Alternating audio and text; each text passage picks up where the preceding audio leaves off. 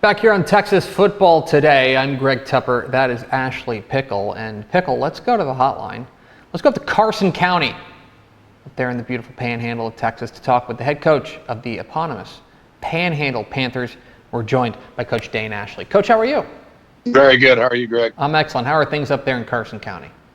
Actually, not too windy today. It's been peaceful the last couple of days. Which I know can be a change of pace for you guys. Last week we're trying to do some spring football and we're out there in the snow, so it gets a little wild. Most certainly. Well, one of the reasons that people have been paying attention to what you guys have been doing up there in Carson County is because of all the winning you guys have been doing. Last year, another outstanding season, another 10-win season, 10-2. I'm curious, now that a little bit of time has passed between now and the end of the 2023 season, how you're able to assess what you guys were able to do in 2023. Looking at the season, just to assess that overall season, we were very pleased with the outcome of what we did. I didn't think we were very good in the beginning, and a lot of that had to do with the fact that we weren't exactly sure what we had and what we should be doing with it. By the time we kind of got it figured out, got the ball rolling, I did feel like that we got the most out of our kids that season. And with that being said, they were challenged right there at the end because we've got most of them back, and the word went out. I was like, guys, just getting a year older doesn't make you better. So our guys have been putting in a lot of hard work. So where we ended and where we're headed, I'm excited about. I'm curious, and I love talking with 2A coaches about something like this, which is that you've got obviously a ton of talent coming back from last year's team. You guys are going to have a burgeoning, just exploding roster of 24 varsity players this upcoming season. How do you balance keeping your best players on the field, for getting your guys out there when you need them the most, while also making sure that you're just not running them into the ground, knowing full well that some of these guys, just plain and simple, don't have backups? Yeah, and that is a tough discussion that we have to have, and that is a year-to-year kind of formula that we try to put together. This particular group, we've been speaking to these guys for a while. When they were in junior high, both classes had about 25 kids, and letting them know, guys, there's going to be opportunity to get lots and lots of people starting positions. Everybody sticks around and does what they need to do to develop. Mm-hmm. But I think the most simple thing that we look at is how good is the number 2 when he's fresh compared to the number 1 when he's tired and 80%. If those numbers are pretty close, then, man, we like to play as many kids as we possibly can. We're an up-tempo offense, so I think that plays to our benefit. But at the same time, I think for team morale, ownership, the more kids that you can give responsibility and starting roles, the better off you're going to be. Dane Ashley, head coach of the Panhandle Panthers, join us here on Texas Football Today. Get involved in the conversation in #TFT. Coach, you guys ended up being one of the best offenses in Texas high school football last year, a top 10 offense as far as scoring is concerned. You mentioned early on kind of figuring out exactly what you had. How did you see the offense in particular grow as the season went on? We've had a couple of different quarterbacks. 3 quarterbacks removed, we had a kid that was a lot like Broxton Robinson. The 2 previous were very similar to each other, threw the ball well. We could really spread it out. And as the season kind of went on, we gradually moved back to that offense that we were using in 17 and 18 with Braden Durst that really just fit Broxton Robinson's skill set. And he grew a lot. As a passer, he grew a lot from week 1 to week 10. So, him maturing, him growing up, him getting game speed reps, but us also kind of figuring out the scheme that he is most comfortable in. It took some time, but I felt like by the end of the year, we kind of had a good idea of what we needed to be doing. You mentioned Broxton, and I want to focus on him for a minute. He's coming into his junior year, a guy who was, 3,900 total yards last year.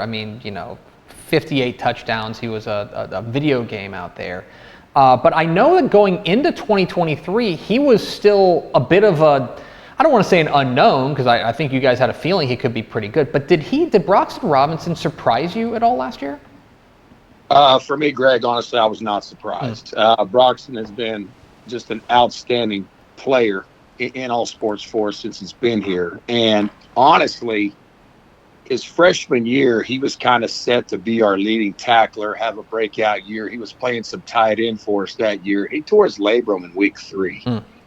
So he sat out his whole freshman year, and they kind of came back into it. So I knew that he had the potential to be a special player.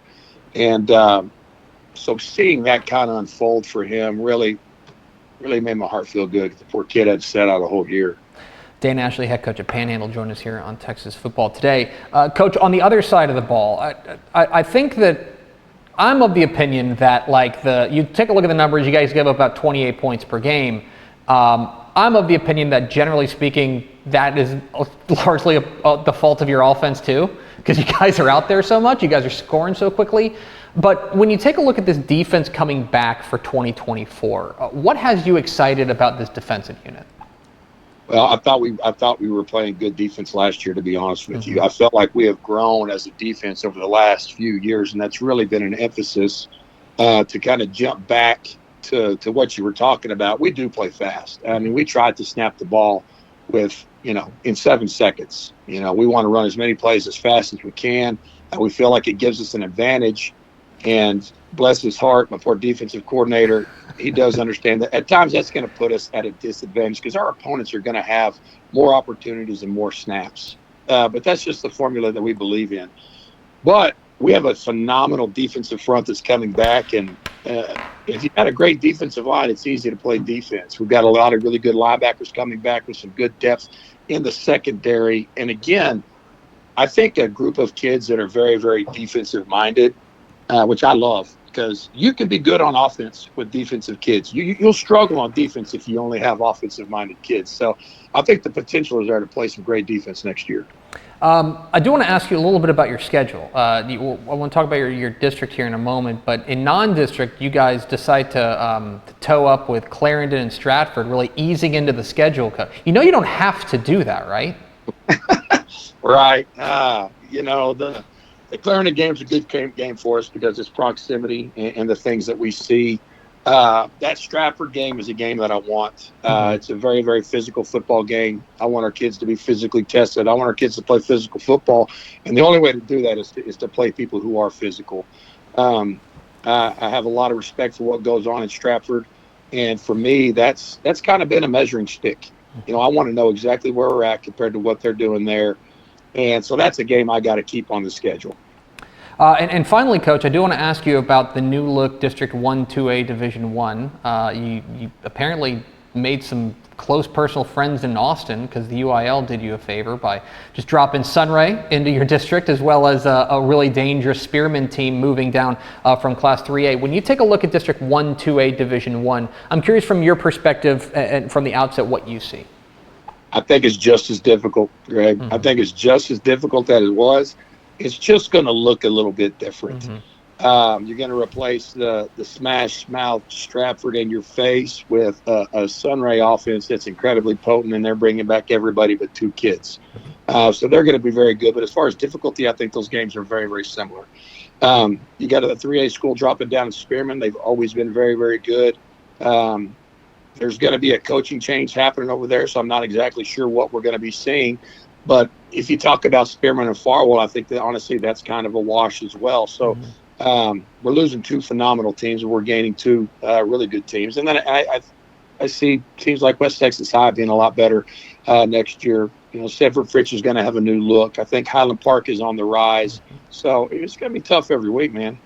He's Dane Ashley. He's the head coach of the Panhandle Panthers. Coach, we sure appreciate your time. Congratulations again on a fantastic 2023, and looking forward to seeing what you guys do in the fall. Thank you very much. Have a great day. Absolutely. There goes Dane Ashley, head coach. Panhandle Panthers join us here live via the telephone on Texas Football Today. And yeah, what's so wild about that is, like we were talking, it's a big wind show today. But he was up there in Carson County. It's real windy, right? Imagine scoring 53 points a game when it's windy. That's the other crazy thing. I mean, the weather, like, we complain about the weather here, and it is crazy, but, like, the weather up there is always, like he said, they were just out practicing in the snow, and now it's like, oh, okay, well, it's 82 degrees outside. Yeah.